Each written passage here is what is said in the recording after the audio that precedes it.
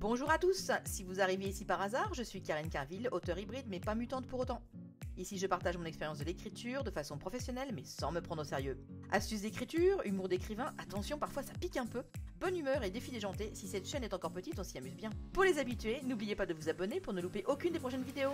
Allez, bisous bye. Ouais je sais, au début ça surprend un peu.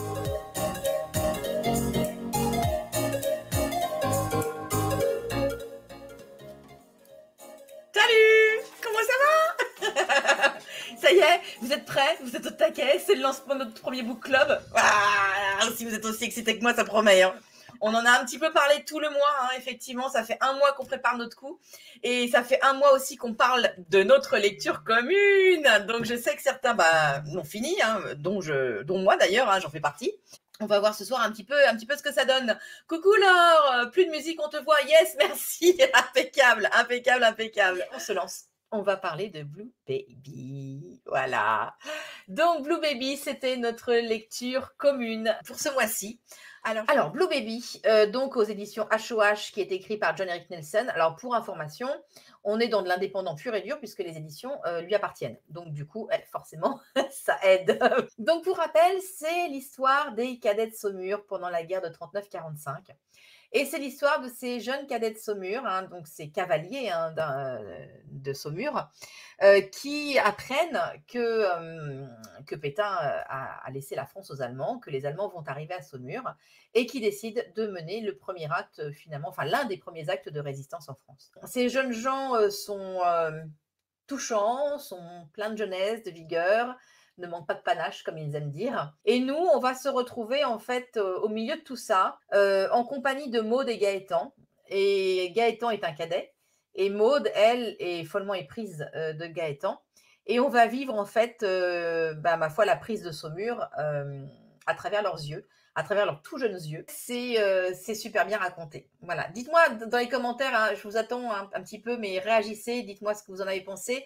Alors, vous avez vu, j'ai mis 2 petits post-it parce que je me suis dit que ce qui pourrait être cool, c'est de vous lire 2 passages.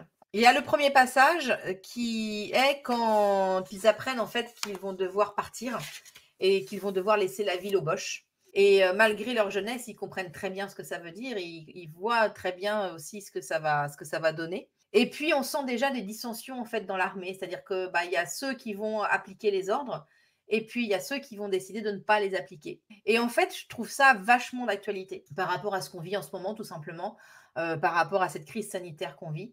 Voilà, il y a ceux qui appliquent les ordres, qui appliquent les consignes, il y a ceux qui ne les appliquent pas. On va dire que seule l'histoire nous dira au final qui avait raison et qui avait tort. C'est à mon avis trop tôt pour le dire. Et tout comme eux, quand ils ont pris certaines décisions au moment de la capitulation de la ville de Saumur, eh bien, ma foi, les décisions qu'ils ont prises, ils ne savaient pas si c'était forcément les bonnes. Alors pour eux, ça leur semblait juste et pour eux, ça leur semblait être les bonnes décisions. Mais c'est l'histoire qui a tranché derrière et qui finalement a reconnu leur bravoure et qui a mis en avant ces cadets de Saumur. Et le deuxième passage, en fait, celui que j'ai presque plus envie de vous lire et que je vais peut-être finalement vous lire pour ceux qui n'auront pas lu Blue Baby, c'est le passage où Maud se retrouve sous les feux ennemis. Il y a un moment où Maud et Gaëtan sont séparés parce que lui, en fait, il est navette. Il est sur sa moto. Donc, Blue Baby, en fait, c'est la moto. C'est le nom de la moto de Gaëtan. Et c'est le moment où lui, il doit porter les messages d'un endroit à un autre par rapport aux pôles de résistance qui se sont mis en place. Et donc, ils sont séparés. Donc, Maud, elle est censée rester, en fait, dans la ville de Saumur, derrière la défense de Saumur, à l'abri. Mais très vite, avec les bombardements, en fait, elle court partout pour apporter de l'eau, du soutien, de l'aide. Enfin, elle fait tout ce qu'elle peut, d'abord pour les cadets qui sont restés là face aux Boches et qui essayent de les empêcher de traverser la Loire. Et puis, d'autre part, elle essaye aussi d'aider les gens qu'elle croise. Enfin, voilà. Et on s'aperçoit que pendant des heures, des heures et des heures et des heures et toute une journée, en fait, elle s'alimente pas, elle boit pas. Enfin, elle est prise, voilà. Et je trouve que cet état qu'elle vit est extrêmement bien décrit par l'auteur. Après tout, se dit-elle, vivre ou mourir, ce n'est pas ça le plus important. Tout ce qui compte, c'est de pouvoir choisir comment et surtout pourquoi on meurt.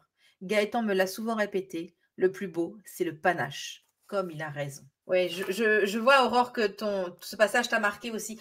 En fait, moi, je pense personnellement qu'il m'a marqué, déjà parce que l'état de sidération, c'est tellement vrai. On le sait, hein, dans les pays en guerre, que l'état de sidération, c'est voilà, c'est ces gens qui errent, qui sentent plus rien, qui pensent plus vraiment, enfin, qui sont totalement hébétés et c'est vrai que c'est hyper impressionnant, à voir. Ouais, 2 passages hyper marquants, hein. Ouais, ouais, je suis d'accord avec toi. Ça transpire la réalité. Alors, c'est vrai que ça transpire la réalité, parce que John Erik Nielsen a pris le parti de raconter un récit qu'on lui a raconté, en fait. C'est-à-dire qu'il le dit bien au tout départ, hein, si les personnages principaux, sont imaginaires, Maud et Gaëtan, les événements ou les combats attribués à ce dernier sont tirés de faits réellement vécus par l'élève officier Geoffroy de Navacelle, ainsi que par tous ses camarades de l'école de cavalerie lors de ces combats héroïques de 40. Et en fait, ce sont les enfants de Geoffroy de Navacelle qui ont confié les souvenirs de leur papa à John Erik et qui lui ont permis d'écrire ce livre. Donc je pense que c'est aussi pour ça que ce livre nous paraît tellement criant de vérité, c'est parce qu'en fait, il y a une part de vérité à l'intérieur. Mais moi, ce qui m'a totalement bluffé, c'est la fin. Alors, on va faire spoiler parce qu'on est quand même dans un club de lecture, donc on va quand même parler de la fin. Donc, divulgaché, c'est vrai, je l'avais déjà vu en plus. Mais non, mais c'est nul. Non, mais franchement, spoiler quoi. De toute façon, les mots, on est à l'anglicisme à fond. Je pense que d'ici 50 ans, on parlera tous anglais. Ceux qui ne veulent pas écouter, vous bouchez les oreilles, vous faites la la la la la la la la la pendant quelques secondes. Mais bon. Mais en fait, moi, ce qui m'a retourné, c'est la fin. Parce qu'en fait, à la fin, on se dit, ça y est, c'est bon. En fait, ils s'en sont sortis. Moi, j'ai adoré le personnage de l'Allemand. L'Allemand, là, l'officier de cavalerie qui a un sens de l'honneur, mais waouh, enfin, je veux dire, mais chapeau le mec, quoi.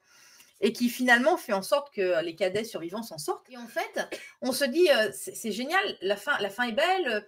Ils ont prévu de partir pour l'Angleterre. Maud est enceinte.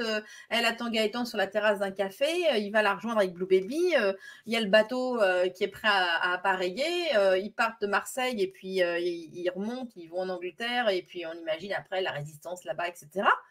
En fait, au moment de rejoindre Maud, Gaëtan se fait faucher par un camion dans un virage, quoi. Enfin, c'est le truc, mais tellement con, mais qui arrive tous les jours, j'allais dire. Enfin, c'est voilà. Et en fait, la vie a dit non. Enfin, il a survécu à des tirs allemands, à des embuscades. Il a joué sa vie face à des Allemands et il a été fait prisonnier avec les autres. Ça aurait pu hyper mal finir.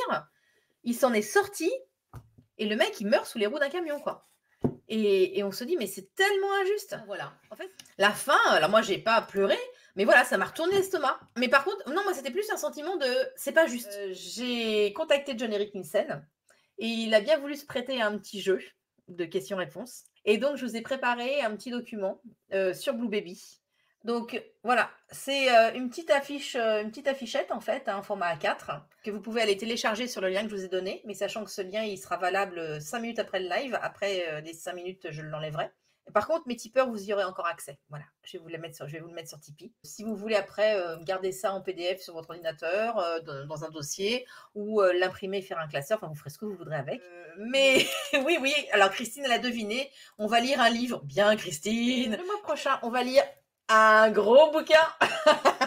Alors, on va lire un bouquin qui fait 340 pages. Moi, pour une fois, je l'ai en grand format. Vous savez que de base, j'aime bien les formats Kindle. Enfin, ça prend pas de place, c'est pratique dans la bibliothèque. Voilà.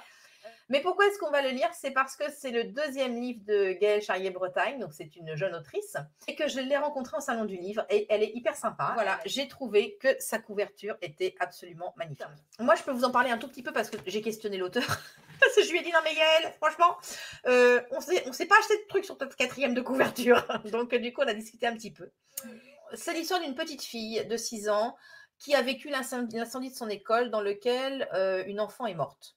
Bon, donc traumatisme. Suite à cet incendie, elle ne parle plus. Alors, on pense qu'effectivement, c'est lié à l'incendie. Et à côté de ça, elle se lie d'amitié avec son voisin, un papy de 82 ans, qui la comprend. Ça se passe bien, certainement parce qu'ils ont des traumatismes communs. Et si j'ai bien compris, en fait, le livre va explorer ces traumatismes de manière à voir comment est-ce que cette petite Hélène peut s'en sortir.